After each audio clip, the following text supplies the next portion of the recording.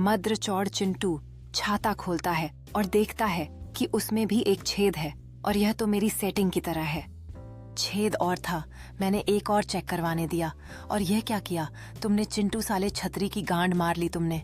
Chintu park में खड़ा होता है, अपनी आंखें घुमाते हुए उस शर्मनाक अनुभव को याद करता है जो उसने छाते के साथ किया था। पार्क में लोग धूप का मजा लेते हैं, लेकिन चिंटू की उलझन भरी स्थिति का इससे कोई संबंध नहीं है।